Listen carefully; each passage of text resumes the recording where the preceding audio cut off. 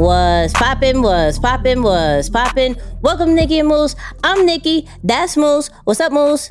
What up, y'all? And we got a very, very special episode. Ladies, we heard you, okay? We heard you. We got not only just a female, we got the female, okay? Let me just... #1 course creator, female, okay? Millionaire, female. There's going to be a lot of air horns on this one. Has an amazing brand, has helped, thousands of people make money in stocks and options. Just a pure soul. I feel like I know her, that yet we never met. She's super dope. Moose, who are we talking about? Man, we're talking about the one and only Teri Ijeoma. Listen, simplicity, humility, very knowledgeable. And I think this is no better way to learn about branding and business than from her. So let's get it. And I'm trying to get an invite to her house, but we'll talk about it after this intro. 2 kids from Queens, cut from a different cloth. Now joining forces, helping you to elevate your personal brand. Yeah, I'm talking about Nicky and Moose, bringing you a never-before-seen perspective into the mindset, the mentality, the behaviors, the driving force, but more importantly, the stories behind the people and brands that you know and love the most.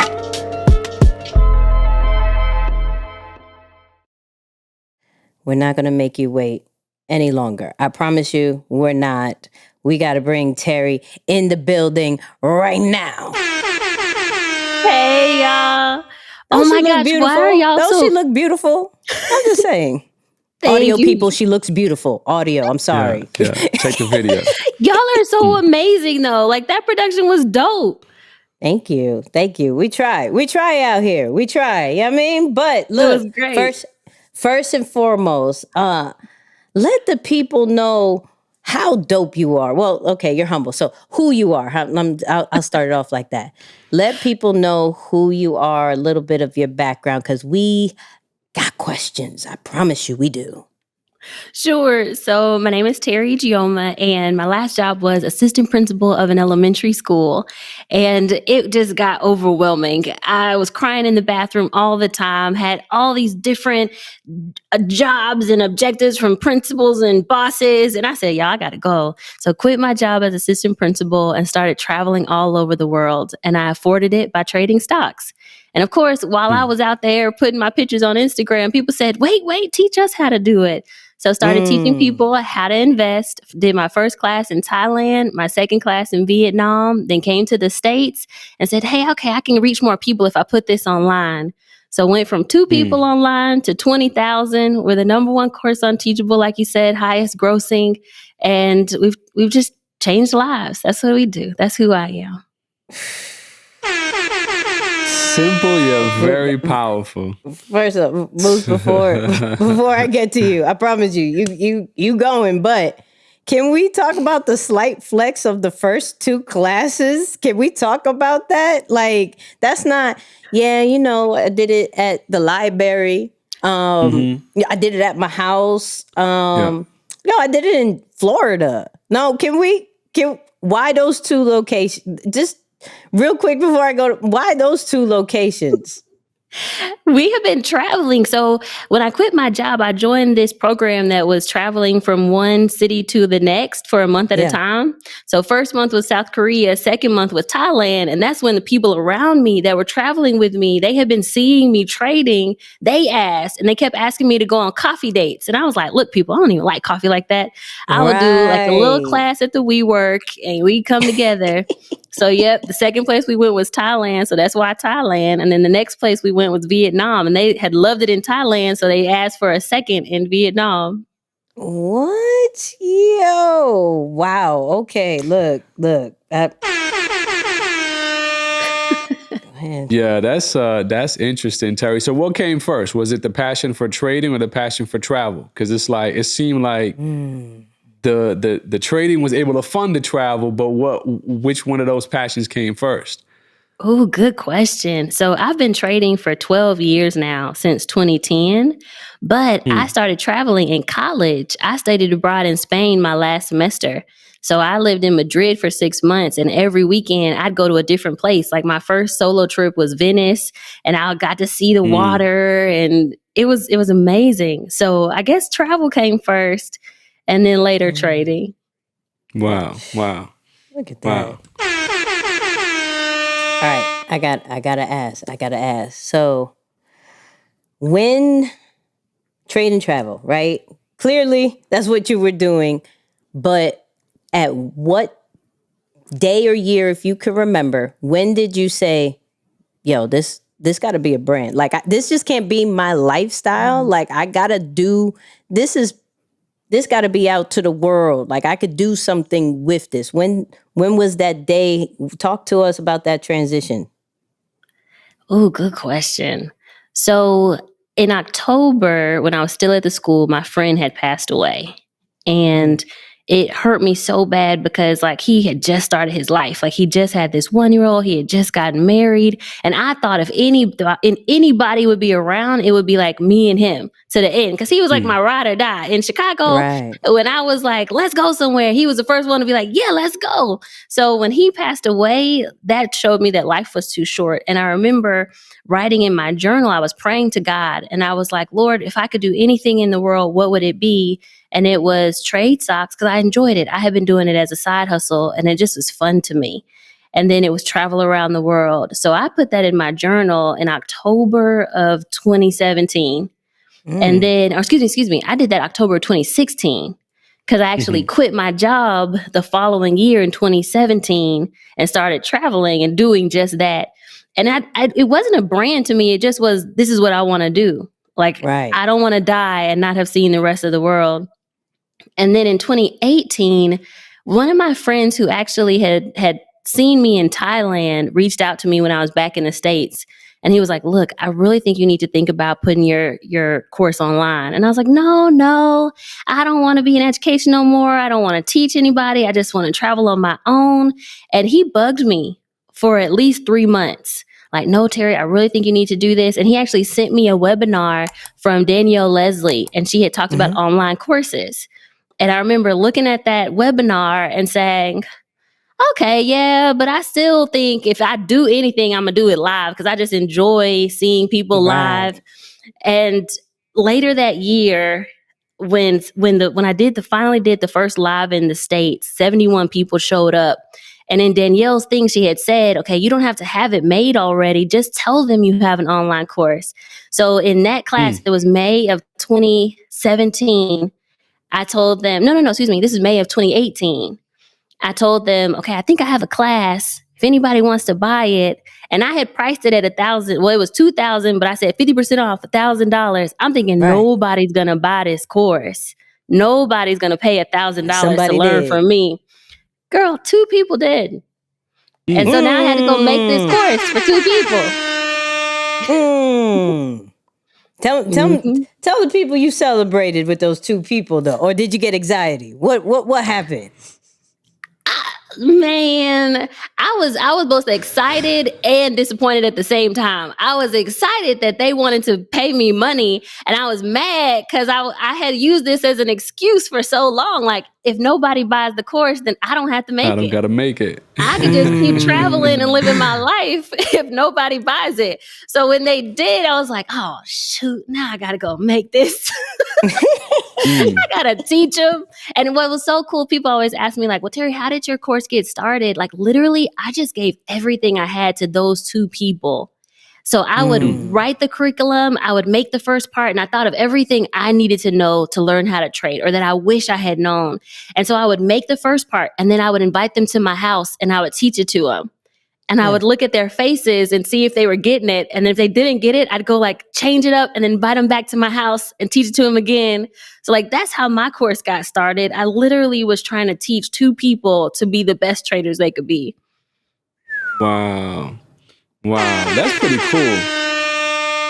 That's pretty cool. How long did that last, Terri? Because it seemed like, what's funny to me is I always find it interesting how much of our like last chapters fund our current chapter, right? So you left being a principal because it's like, man, I want to live my life. And then I'm hearing you use the words curriculum, like I was writing curriculum, I was creating this course. It's like, I imagine some of that experience was taken into creating what you have now today. So just talk about maybe even to the people who are listening that are kind of really fed up with their current situation and trying to rush to their next season, because it seemed like you took some talents from there. And then of course you were, to some extent, are still teaching today. Yeah, there's so many skills that I've taken from my old jobs into what I do now. So when I was in education, many of my jobs were around operations. So even when I was assistant principal, I was the one ordering all the food for the kids, buying the furniture. I bought the cafeteria tables. I got to decide if they were oval or rectangle. Like I was all about ops. I use that now even in the course because we're operating a school. Like that's how I see my role. I'm operating a trading school. And in this school, like all the operations of it, from my students are 35 to 55, but I still like kids. But students getting through the program, the easiness of them learning, being able to like get in, like all those things are operations. So I brought that skill over. Then, like you said, how do you learn? Like, how do you teach to different types of learners, whether it's a visual learner or an auditory learner or somebody who needs to do by example? Like I brought that from education. And then I was an assistant pastor of a church, not assistant pastor. I was a youth pastor at a church, and people don't know that. But I bring ministry into what I'm doing. Like I really care about the people. I want to make sure that their lives are changed, their souls are okay. So all those skills I bring into trade and travel every day.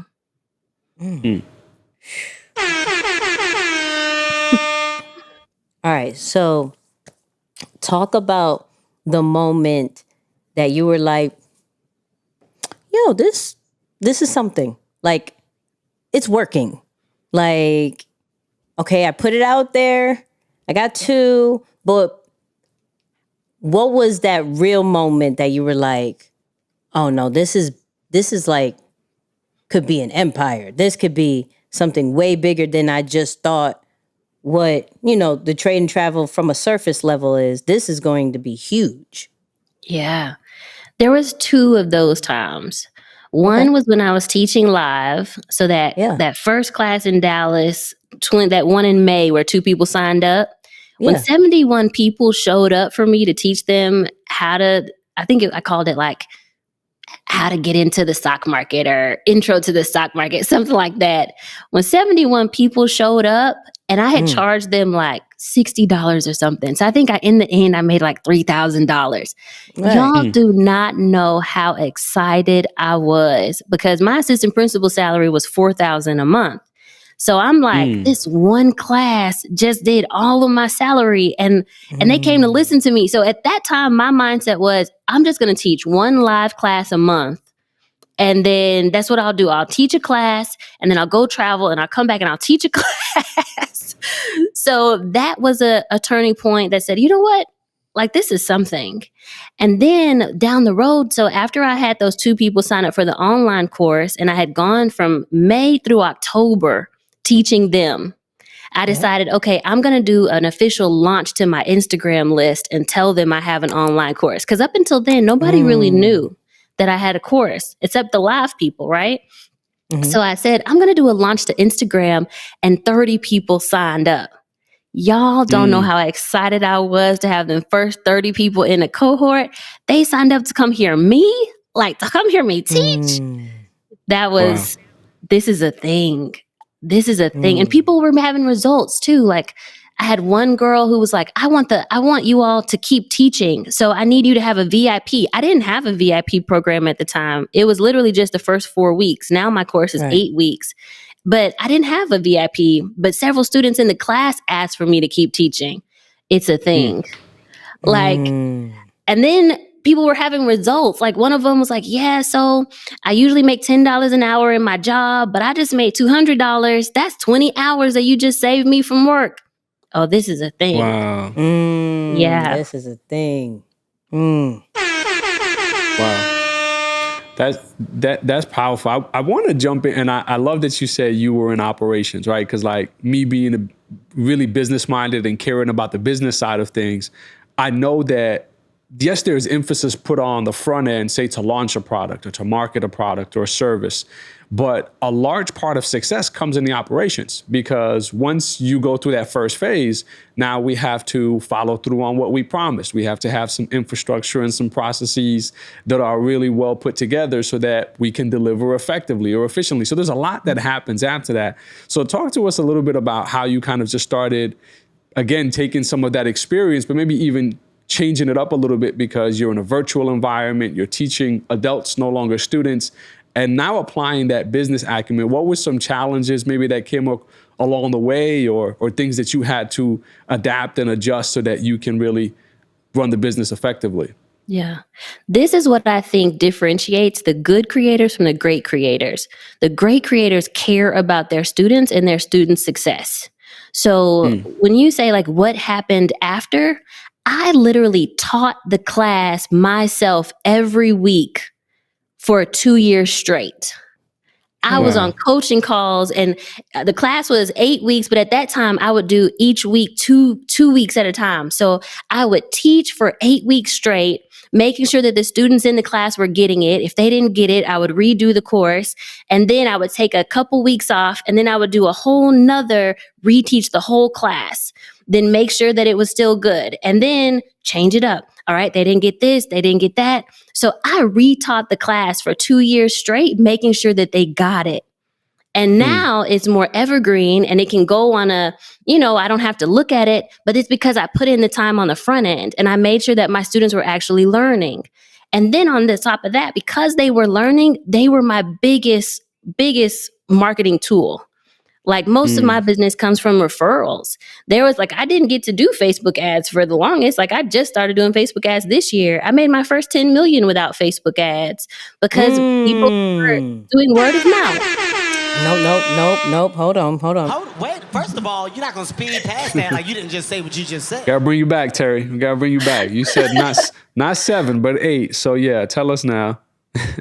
Go again. Sorry. That we're not gonna pass by that. That we're not. Say what you did before the Facebook ads. Do that. Yeah. So I had made $10 million in revenue before I could even use Facebook ads.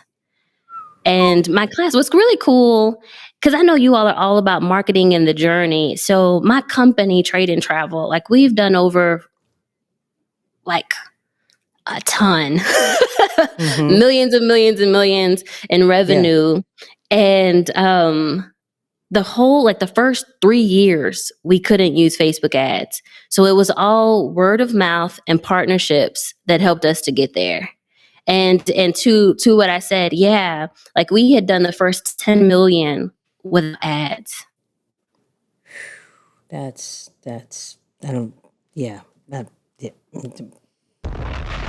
gonna drop a bomb. I'm not doing air horns. Right. This is crazy.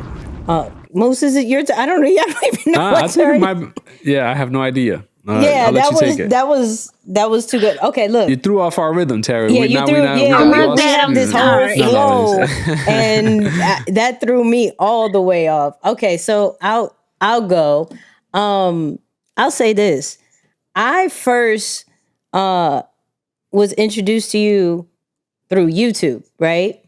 I don't know how, but because I don't look up nothing of that. You know me, I look up brand stuff all day and hip hop stuff, and your stuff came through, and I was like, who is this? This is okay. I'll watch this. But the dope part about your content on YouTube, mind you, people, y'all need to subscribe to it. It's Trade and Travel, and she's done, I think, about 3.9 million views on that channel. I just want to put that out there. I don't know if everybody knows this, but she's done that, right? So what I love about it is that it's super organic. It's just you half of the time on a webcam, right? And then you get the blend of the high quality production vibe. And lately your content's been super fire. But can you talk to the people who are starting out a brand and feel they have to have that high quality? Because you were I'm talking to the community. I'm showing what I do. I'm showing the course, everything like that. Talk about that journey of creating content for you. Yeah. You know what? I've come to a point where I've realized that your content and what you're saying is so much more important than how it looks. Like what you're saying, your content is more important than your curation. And why do I say that? Because especially with trading stocks, people just needed to hear from me. They needed to know what to do. They needed to know how to do it. And no matter how cute it looked or not cute it looked, if I didn't tell them what to do, they were going to lose money. And that's actually still my heart. My heart is people who have gotten into the stock market. They didn't really know what they were doing, and now they're losing. And so I'm thinking about the person who's having to go home and tell his wife, like, I just lost all your savings in the market. Or that has to, the person who's like, I keep throwing money at it. I know it will work eventually, but it just isn't working yet. I don't know what I'm doing. So those people need to hear from me more than they need to see me being cute. It's not about me. It's about them and how I can help them. So that's so good. That's why it doesn't matter if it's on a webinar or a camera. They just need to hear me. Yeah, that's so good. Yeah, that's big responsibility too, if you think about it, because it's like when you think about it that way, which I think it's probably why so much of your success, or at least students are raving fans of what you're doing, is because there's obviously genuine care. But the thing that came to my mind is there's always this talk, especially with courses, that only 8 or 10% of people get through courses, right? And yet at the same time, I'm looking at the information business or the teaching industry, let's just call it online course industry, is booming. I mean, I'm seeing everyone has a course. There's people who have courses about how to DJ and how to personal train and how to, obviously there's so many things. For somebody who's thinking about starting a course now, what are some maybe pieces of advice you'd give them on how to get their students to get through, to actually finish the course? Because you can't possibly be successful, I imagine, without getting through what, the trainer is trying to teach you. Yep. Honestly, I have a couple thoughts on that. One, does it matter if they finish? Like, oftentimes I think we try to orchestrate what we want the student to get out of the course. And we think that if they finished it, then that's what they needed to learn. But oftentimes people are coming for different things. So in the 8-week program, there's the first week is how to pick good companies. And then we go into how to protect your risk, and then into charting. And we're not going to go into that deep here. But my thought is, well, if they just really needed to know how to protect their risk and they got through week 2, they got what they came for. They didn't finish, but they got what they came for. Or if they were really struggling with picking the stock that everybody says at the barbershop, but not really picking the good one, well, in week 1, they just got what they came for. So it's not necessarily that they need to finish the course. They just need to get what they needed to be successful. Now, I will say the people who do finish all 8 weeks, they have the most tools and they have the most opportunity to be successful. Like they are the ones that are in my $1,000 in a day club, where they're able to realize $1,000. Or I have another student, he's making $100,000 a month. Like he has gone through the course over and over and over again in completion, been to every coaching call. So those people have more likelihood, but we as creators can't dictate what we think somebody should get out of our course. We just need to make sure that every piece of it is good, even from the beginning. So that's one thought. Yeah. But I will say, of course, other than that, you can have coaches. So like we have coaches and live coaching calls that people can jump on. And then we have like a Facebook group with all of the old alumni students. So they're encouraging the new students to finish. So that also helps. But yeah, I think you'll go down a rabbit hole if you're trying to just make sure people finish instead of making sure they get what they came for. I like that. Y'all not gonna get this information anywhere. I'm just letting you know this. Just keep telling y'all this. Anyway. Y'all have good questions. Y'all pull stuff out of people that we ain't never talked about before. I mean, we try. We try. Here and there we try. Okay, let's talk about community, right? What was, besides putting out the course, right? What was some of your first steps of creating community? And then what was a mistake you made when it came to your community? One of the best things was when I was teaching live, everyone was together and we all had our videos on. So even in that small, like 30 people group, it felt really nice because I knew everybody's name. Another like secret is make sure people write their name on Zoom. And if you're a creator, call their name. Like, don't just say, you and the girl, green shirt, or hey, you with the curly hair. Like, say their name. It comes up. Also, when people are talking and you know how the microphone, it'll tell you who's talking. So as a teacher, that's just like a teacher tip. Say their name, like, hey, Darius, we can hear you. Anything you want to put in, Amy? Because we could hear all of that. Like all of just it. Be personable and be direct. So they know you see them. They know you hear them. Another thing that I've done is my sales team is actually customer service. So our goal at Trade and Travel is to make sure everybody is seen and heard. They feel seen, they feel heard. So if it's a comment under a post, I have a whole team that just does YouTube comments because I want them to know, thank you for that comment. I saw you and I heard you. And then in our responses, it could be an email that comes through. I tell my team, I want you to first acknowledge what they said and then give them the answer to their question, seen and heard. So those are two things I think I've done well to form community. People know that they're seen and heard. And if not by me, because now it's getting so big, by someone on my team or someone in the Trade and Travel family in general. So that's two things I did right. One thing I did wrong is I don't feel like I had a plan for Telegram.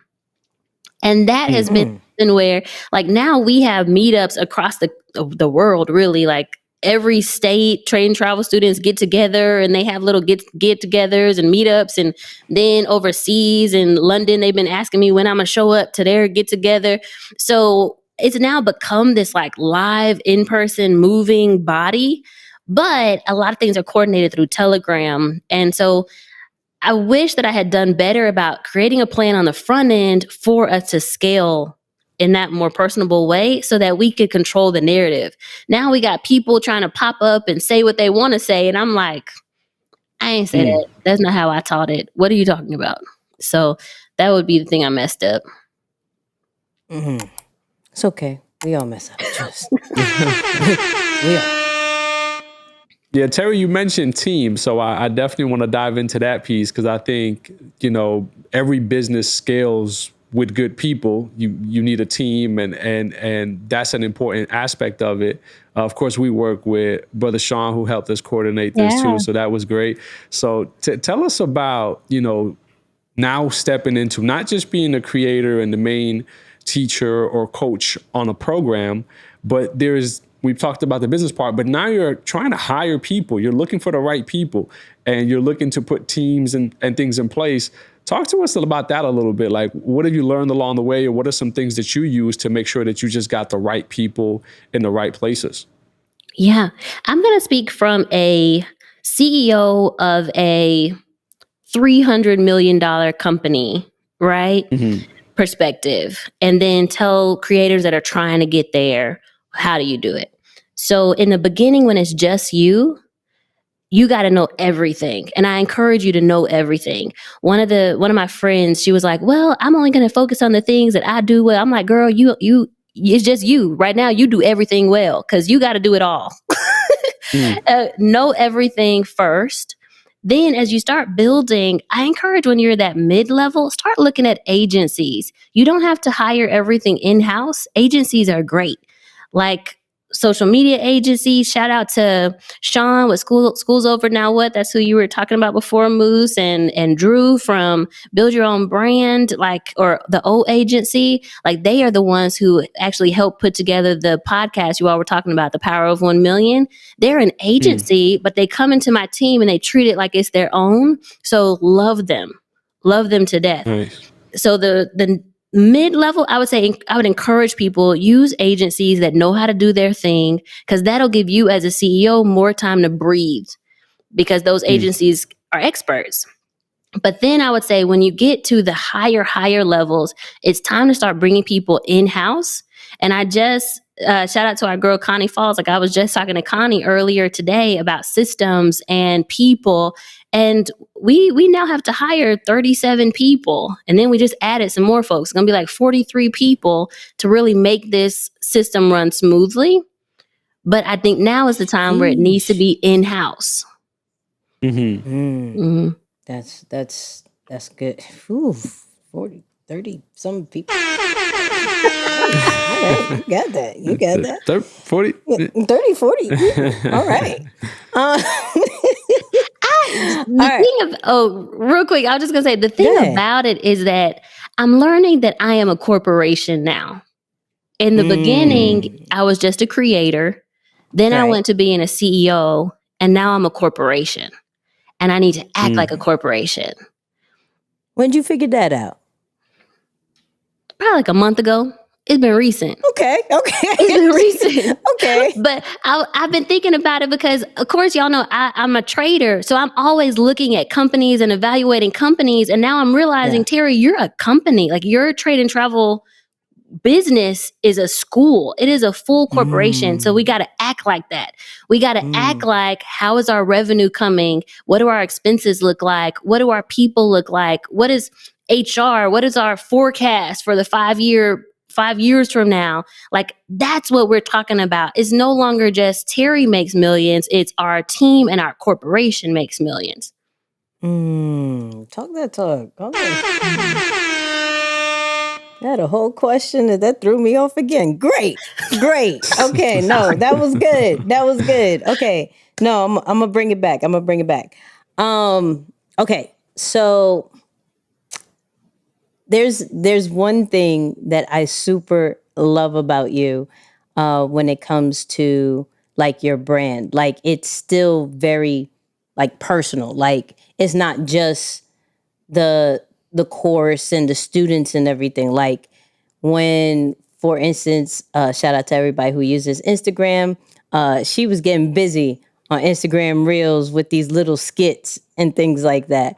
Talk to the people about the balance that you found when it comes to like showing the students, showing the course, but like still giving a blend of you. And we are going to talk about this singles mansion, so don't bring that up too much into detail because I got questions. But talk to the people about the work and kind of personal balance when it comes to creating your brand. Recently, I realized that I need to actually have 3 prongs to my social media presence. So now we split it up. We split it up to Teri Ijeoma, the person, and that brand. Then we have Trade and Travel, the brand, and then Power of 1 Million, the brand. So Trade and Travel, the brand, has everything from webinars, affiliates. All right. I don't know if y'all hear that. Do y'all hear that? What was that? A little bit. I don't know. Sound like somebody doing like African music somewhere. I don't know. I was about to say the lizards came through. The Puerto Rican lizards came through. Man. It's loud too. It sounds like somebody's like doing construction. It is okay. Well, people, this is what happens in Puerto Rico. You will experience that one time for the one time. We'll just speak that into existence for all our listeners. You feel me? Man, like real talk. I don't know if y'all could still hear it, but no, you good. Good. Okay, good. Real talk, like electricity goes out here, water goes out here, but we still make it do what it do. Y'all had a blackout not too long ago. Recently, like last week. Yeah. Oh, trust. I know all about that lifestyle. My mom hates it, right? But I'm like, oh, no AC. Let's get the candles. Let's get all. I'm all for it. My mom hates it, but that's a whole nother side. My bad. That's okay. I just don't understand what this thing is beating like this. I'm on a high floor right now. That must be like a really strong bird. Like what in the world? Listen, we'll go through the tour later for people. We'll go through the tour and find out. You know, we're minorities. Never mind. We're minorities. We don't look for it. We just stay right here and just. But anyway, so things. What were we talking about? We were talking about the brand. Yep, the balance of personal and work on social media. You had 3 tiers. Yes. So with trade and travel, that's where all of the things about the course come in. We actually recently put it on its own Instagram page. So trade and travel on IG is all about the course, trading, education, like really putting out like crisp, clean content that's, made from things that I've done, but just looks really good. It's stylish, it's nice. Then things in Terri Ijeoma, like this is Terri the entrepreneur, the Black woman, you said all the things like that I've goal setter, rock star, whatever. Like that is me. But I'm also Terri Ijeoma. I love to laugh. I love to just have fun. So yes, we've been putting out I've been putting out more reels and just having fun because I enjoy the creative side. When I did my master's, it was in media and communications and a focus was in videos. I love making movies. I love editing stuff. I could be in a room editing forever and not even feel like time went by. So that's what I like to do for fun. So I can now put me out. And then Power of 1 Million is more the inspiration. That's what you guys see in YouTube. And it's going to be its own brand too. But I'm learning how to be different on each brand because each brand has its own personality. Right. Ooh, that's so good. That's pretty clever, Terri, because we kind of learned the hard way that it's important not to name all of your businesses and your brands after your own name. Yes. Right. So I'm curious, what made you make that decision? Because now it seems like you're distinguishing between you and then your other companies so that they become their own thing. What made you make that decision? I'm learning that I have more interest. So down the line, I may not want to be just associated with trade and travel. And we're doing some cool stuff. Like now we're really diving into the trading side of the brand. The travel side of the brand. So like I'm speaking in Croatia and I'm speaking in Africa and different things like that. But I might decide later down the road that I want to do a clothing line or, be like Kanye or something. I don't know. Do it something fun. Come on. But I need to have my own identity so that trade and travel can live on its own. Also, I found out, and here the beating is back if you hear it, but also I found out you can't sell a company when you're the main face of it. And if down the road I decide that I want to sell, then I need it to fully work on its own and have someone else's face on it for people to buy it.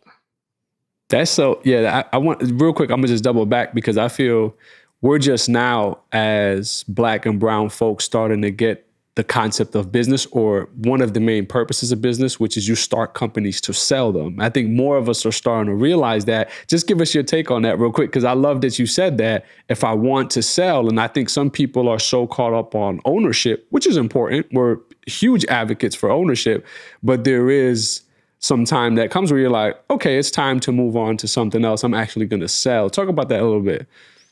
We talk so much about investing and how the goal is to make 10x your return. You do that when you sell. And actually, when they look at your valuation, they say your valuation is 10 times the profit that you're bringing in now.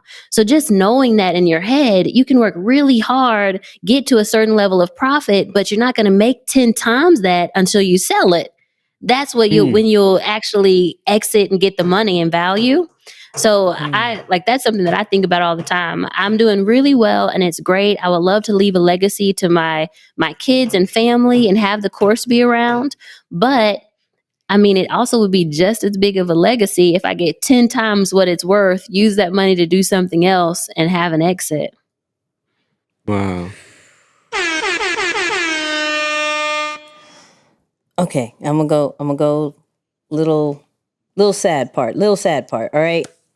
I need, we're hearing all the highs and everything like that. And once again, her Puerto Rican mansion, I need to go because it's just so fire. It's just so fire.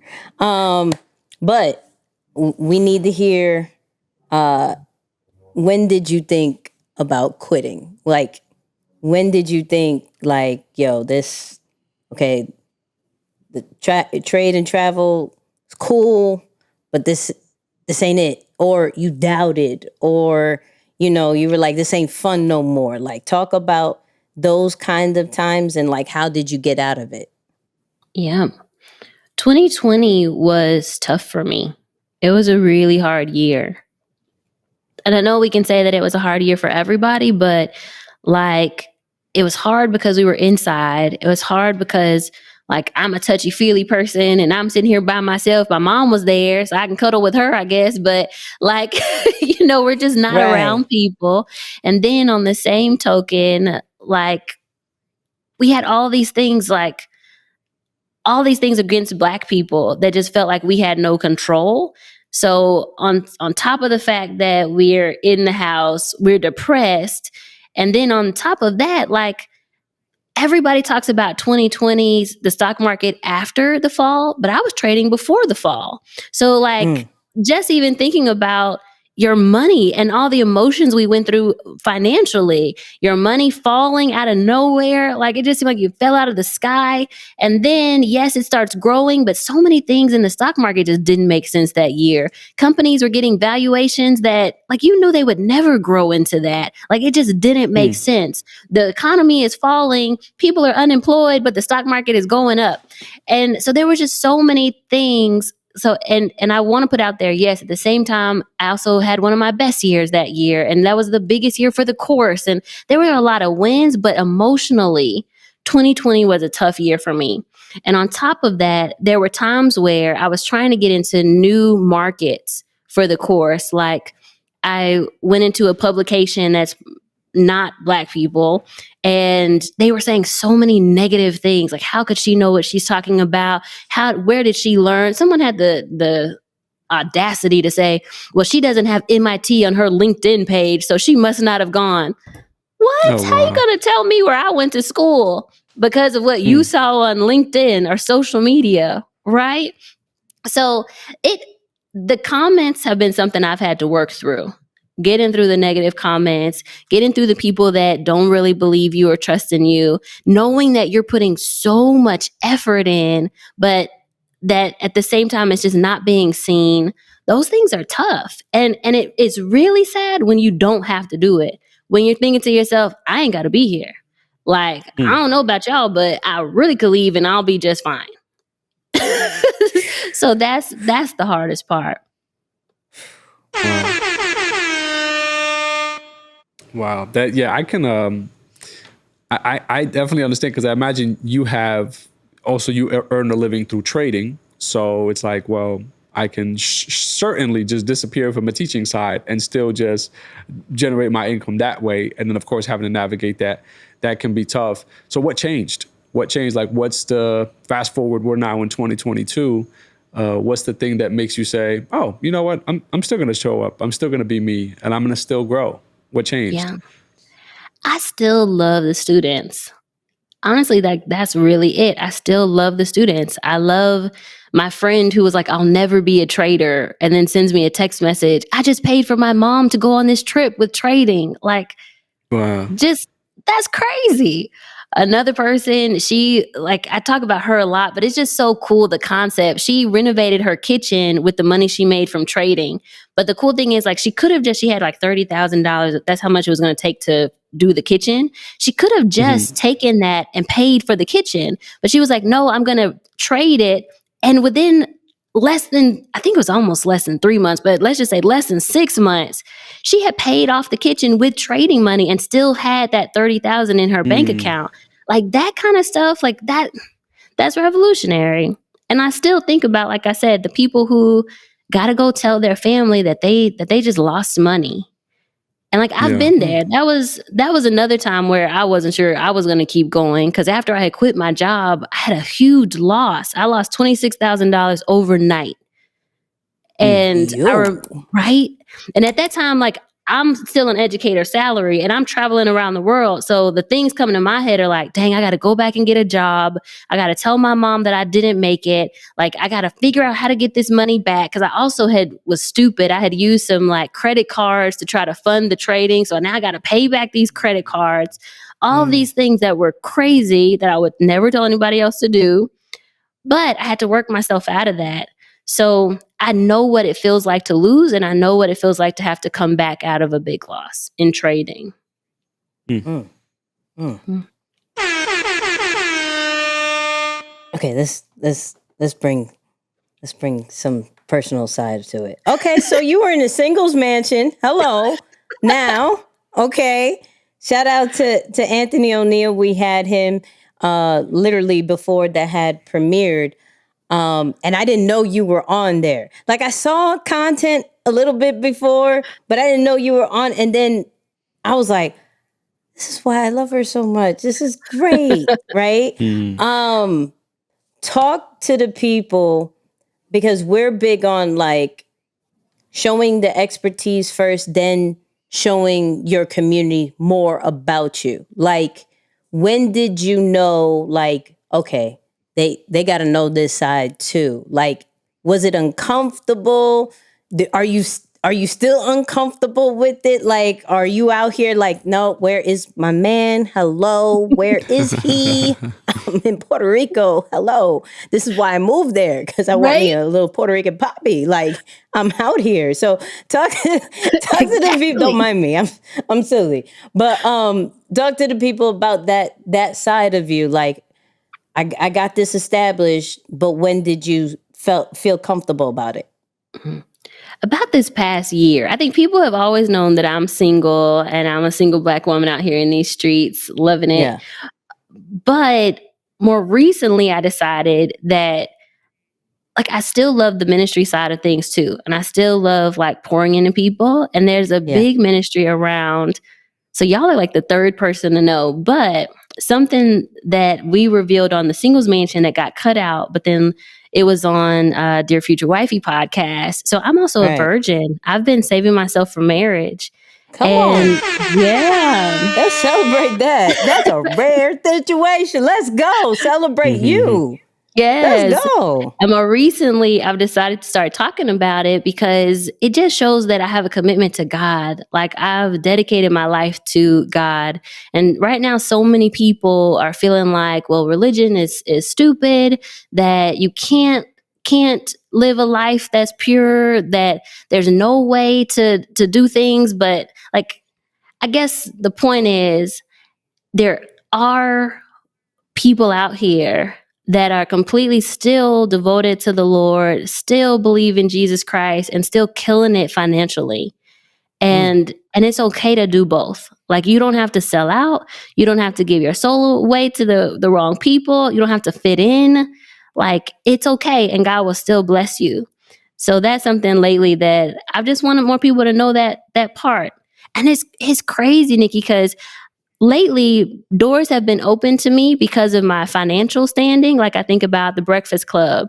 I went on there because of finance, but by the end of it, they asked me to pray.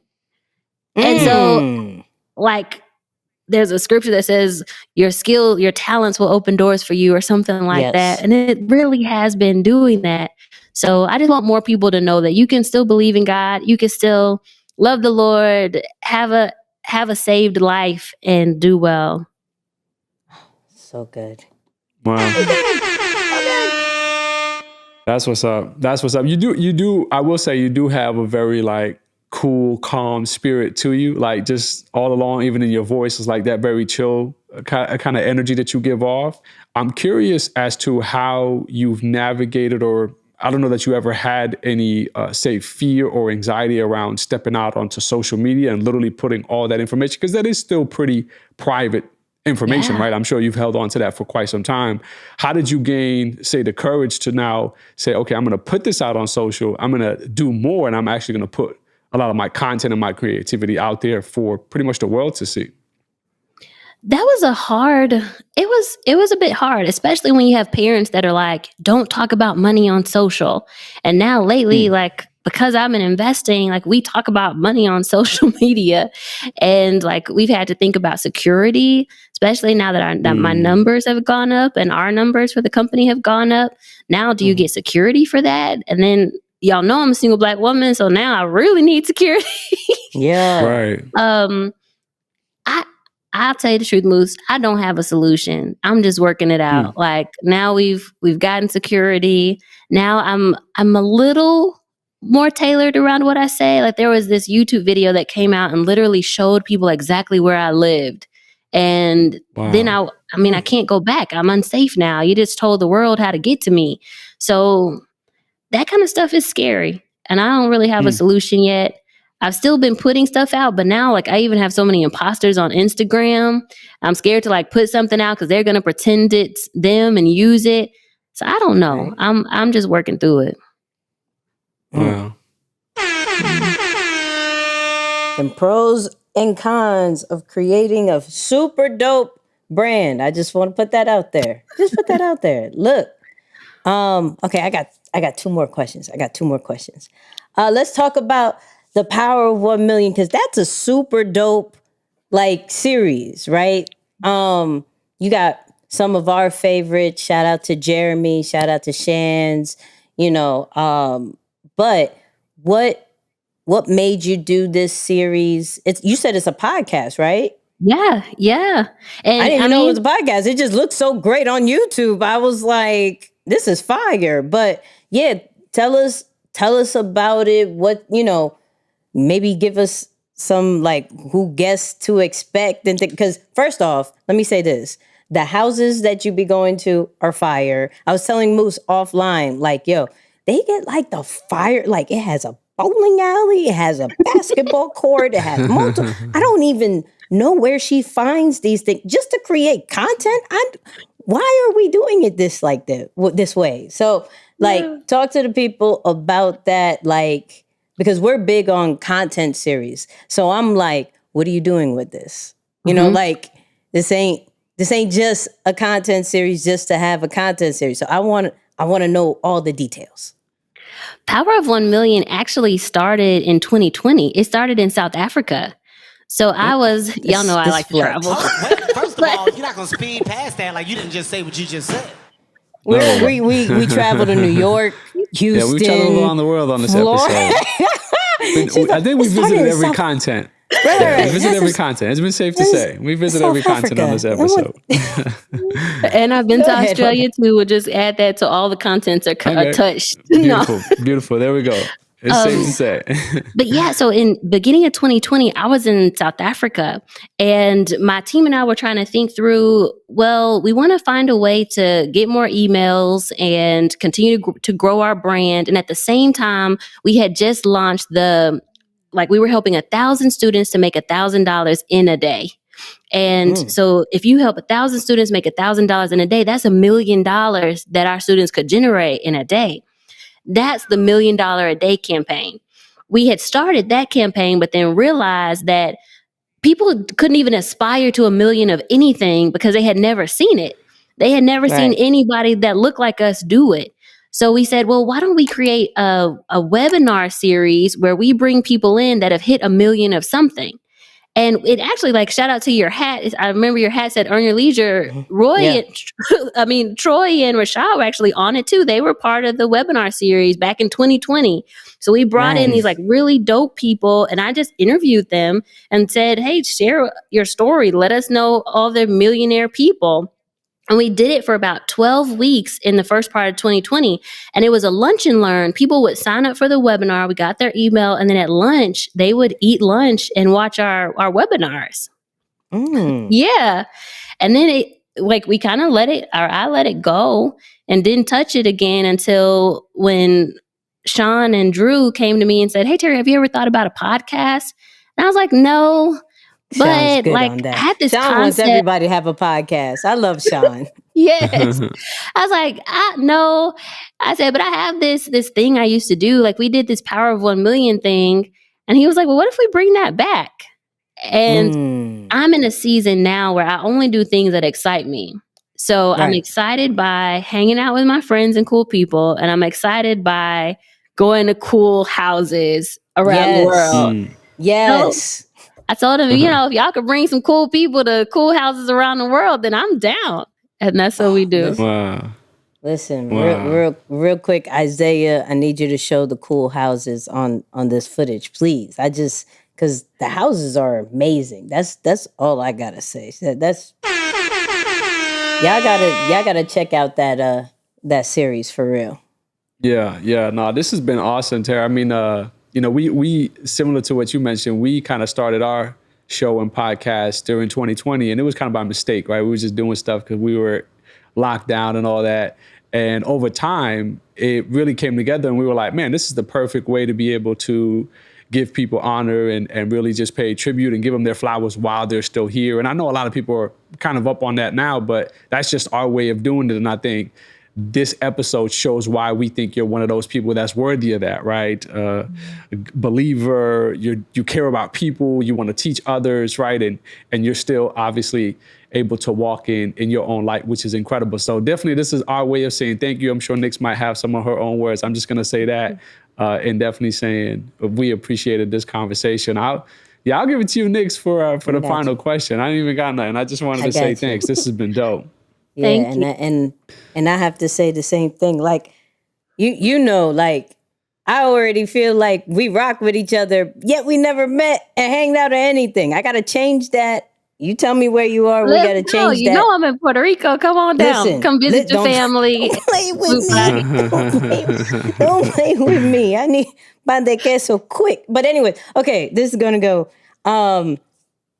Final question. I always like asking, what are 3 books that has helped you in your brand and business journey? One is Who Moved My Cheese? It talks about being able to adapt to change. Another one is definitely the Bible. People don't know, but it's over 1,000 mentions of money in the Bible. And just like learning who you are about, like, who do they say I am? Like God said that, but that's the same with you in branding.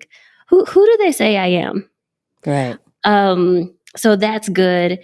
And then there's so many other ones. Can I just stick? I'm gonna stick with those 2. Those 2? All right. That's what it is. So look, just like how Moose said, I just want to thank you for being on our platform. Like, I seen the journey, and I was begging Sean. I was like, yo, I know you work with her, right? Can you see because we do things different over here. Like, she's talking about all her stuff over there, but we got to break down how dope she is. Like, this is fire. So this is our way of giving flowers to you. I think me and Moose are going to do the chorus because I'm signing up. We got to do Terry. it. Oh, my camera just went off. Great. Hold on. Wow. Moose, take this. I'm signing up, Terry. I'm gonna have to check that out. I'm trying to do a little trade and travel too. So you might have some 2 new students as part of the course. So look out for us here soon. Thanks. But no, typically in closing, we let our guest close us out with some final words, right? Just something that you'll give to the people. So what you got for our listeners? Ooh. I just want to tell y'all, just because it's hard doesn't mean you shouldn't try. So many people say that, 95% of traders fail, but that means 5% are successful. 90% of venture capitalist people fail, but people are still trying to buy companies. So focus on those that are successful, find someone that has been successful, and then learn their system. Like, that's what we do in trading, and that's what you should do. Just because it's hard doesn't mean you shouldn't try.